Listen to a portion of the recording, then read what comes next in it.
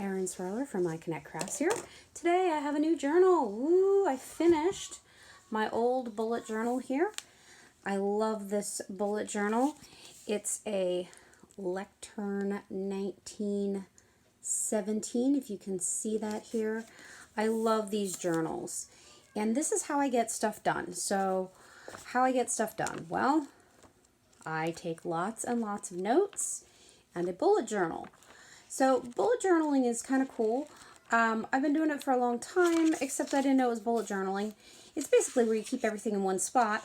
And the only difference is that you actually keep a table of contents and you flip back and forth between what you've done and transfer it forward.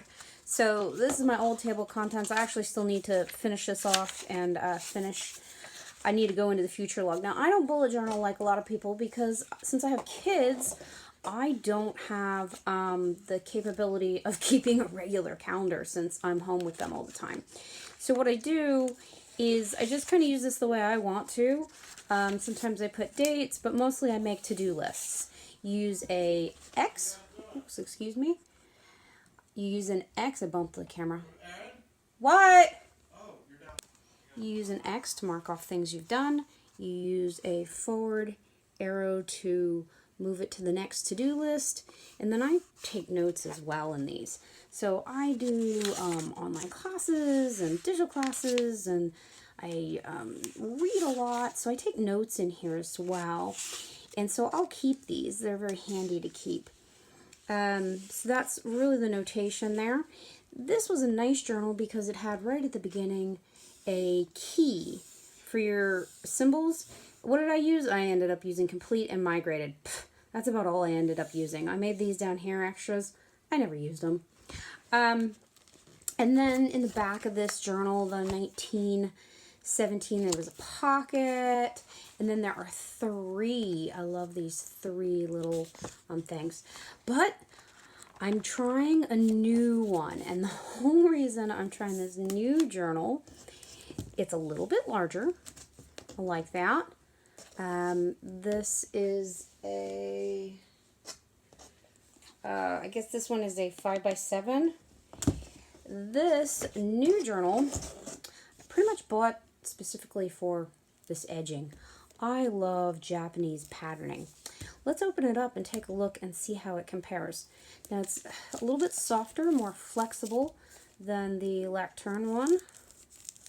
Lectern is really kind of the creme de la creme. How to get this open? With the three little bookmarks. But this series I thought was really neat because the edges were done in these different patterns. They had one that was a fox. This is a fan pattern. Oh, I'm having trouble with this.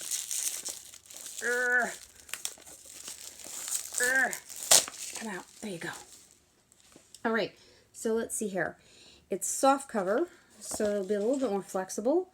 It's dotted ink-proof paper, so it shouldn't bleed, which is nice. Thread bound, so it should open flat, which should be good. I like my books to open flat. 154 pages, 100-gram paper.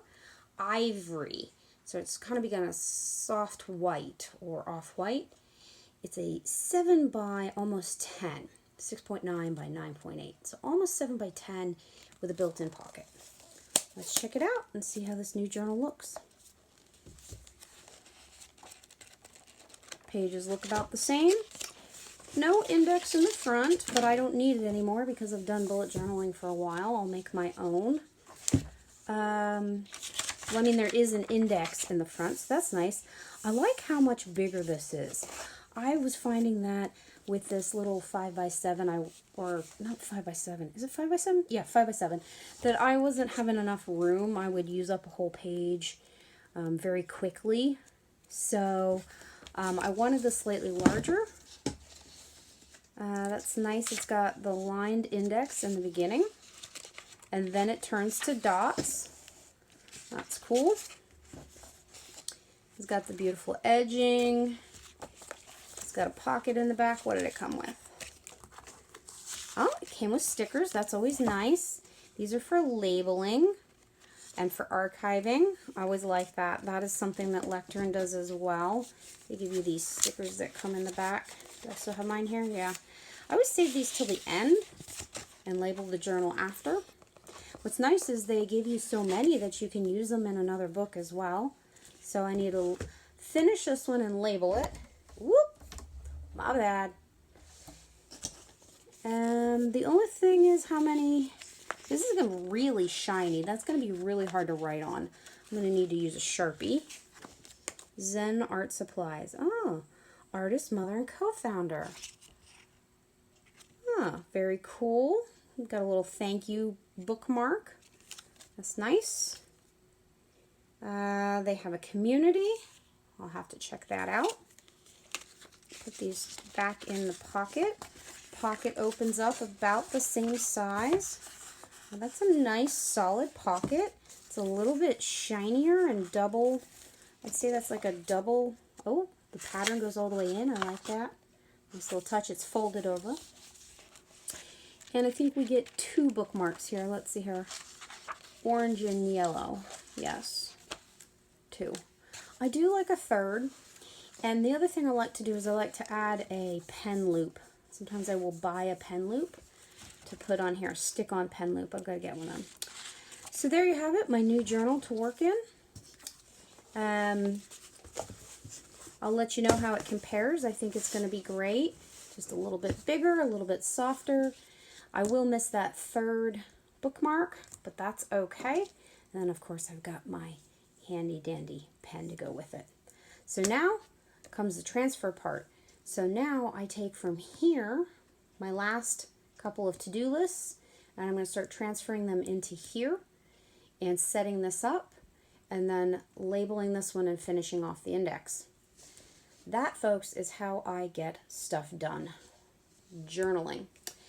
If you have any tips or tricks in journaling, especially on how you guys combine both artwork and art journaling and ideas and to-do lists and notes all together, I'd love to hear it, because I've found that it's hard for me to, I fill up a journal really, really quickly if I'm both journaling in it and doing to-dos and taking notes and putting my artwork in.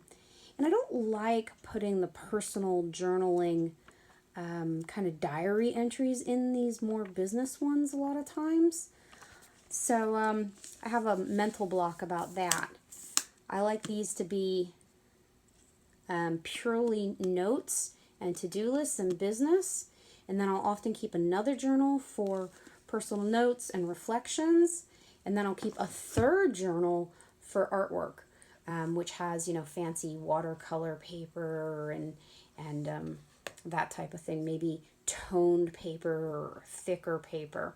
But I am trying to do a little bit more. This is my first attempt at trying to do it all in one place. You can see I had a couple of artworks in there. If you got tips and tricks of what you love to do with art journaling and bullet journaling and how you combine art journaling, note-taking, personal journaling, and bullet journaling, love to hear it. Hit me up.